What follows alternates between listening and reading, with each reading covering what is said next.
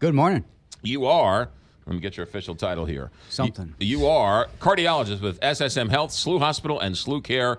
Thanks for joining us. Well done. All right. New study came out, or new rankings came out, and SSM Health has 5 hospitals designated as the best of the best when it comes to a heart attack? Well, we're going to change that wording a little bit around. Well, explain it to us. We're going to explain it. So the state came up with something they call TCD, which stands for Time Critical Diagnosis.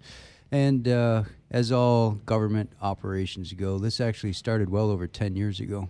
And the idea was there's a lot of folks that when they utilize EMS for things like stroke and heart attack, the EMS agency has to take them to the closest hospital. Mm-hmm. And that closest hospital isn't necessarily equipped to take care of the person with a stroke or the heart attack. Right. And so they wanted to come up with a system similar to trauma, where if you are noticed to need a higher level of care on the scene, the EMS is allowed to bypass that hospital that can't take care of you as well and take you to the closest, most appropriate hospital.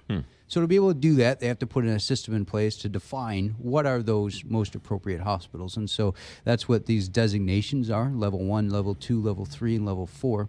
There's 2 different avenues where you need to think about this. So outside of the St. Louis area, in the state of Missouri, there's a lot of rural hospitals and community access centers, and folks do actually get challenged with respect to their closest hospital being the one that's best capable for them. And so this really, really, really does help them a lot in terms of getting to that right hospital. In the St. Louis area, it becomes pretty problematic because there's about 17 hospitals in this area, kind of the 270 Beltway-ish, if you give a few miles, that are capable of taking care of all people with heart attacks and doing it very well. And so there actually are a lot of hospitals in this region that have received this highest designation, or a level 1 center. What does that mean to potentially your listeners? I don't want people to think that a level 1 hospital means that hospital is any better than something less than a level 2 hospital. The issue is we need to start entrusting our folks that answer the phone from 911. Over 40% of the people with heart attacks die before they ever get to the hospital. 2 reasons. Number 1 is there's a delayed recognition that the symptoms that you're having are from a heart attack. And number 2, there's a tremendous distrust in 911 and EMS. And so people drive themselves or get somebody else to drive them to the hospital, and something bad happens on the way.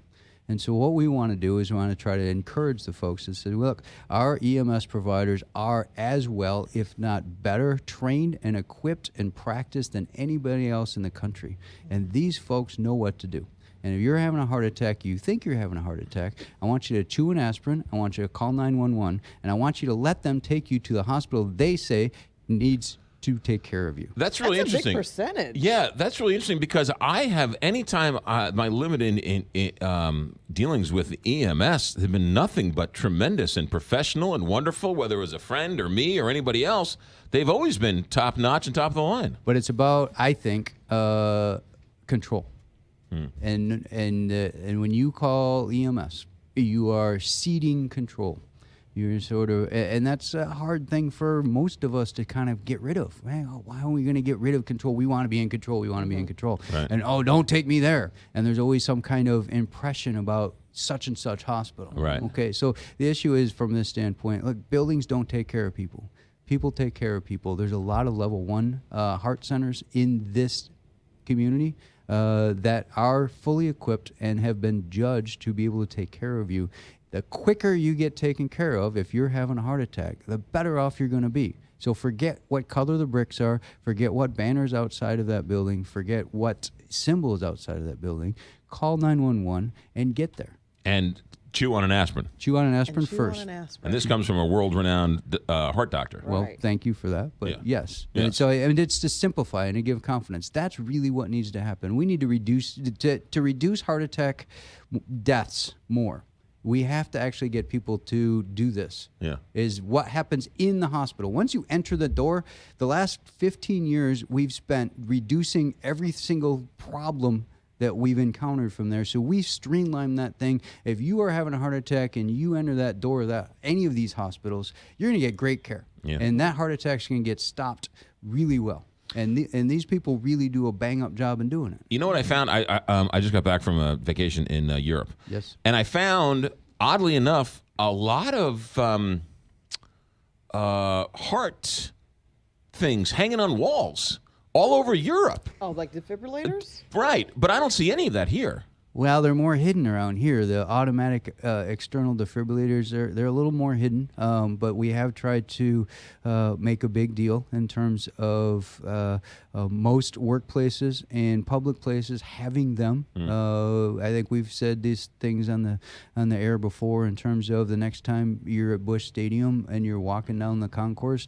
actually make it a point of looking for them. You'll see them. There's plenty of them there. Right. And then note when they are. Because the idea is that's the other part of heart attack care that's going to improve survival is the people who have the really, really bad heart attacks where they collapse and they're basically not pumping blood on their own. And they need CPR and they need defibrillation. And bystander CPR, doing the hands-only CPR, as somebody collapses and they're not moving and they're not responsive, pushing on their chest and just doing bystander CPR increases their chances of survive tremendously. And also training employees on using the defibrillators. I'm the president of something called the Life Saving Foundation, and we've worked with city EMS to train workplaces and employers to have their employees trained on hands-free CPR and recognizing and feeling a little more comfortable doing this. The medics say this: if they arrive on scene to somebody who's down, and nobody's doing CPR, there's a bunch of people that are just kind of looking at this person on the ground, they're in trouble. They get bummed out because there's almost no chance that person's going to recover or survive if their heart's not beating. But if they arrive on scene and somebody's doing CPR, forget the quality and all the other stuff. Somebody's pressing on their chest, they feel good because they got a chance. Wow, really good stuff. Dr. Michael Lim with SSM. Get your official title here so I get yelled at. Cardiologist with SSM Health, SLU Hospital, and SLU Care. All-around great guy. Dr. Michael Lim.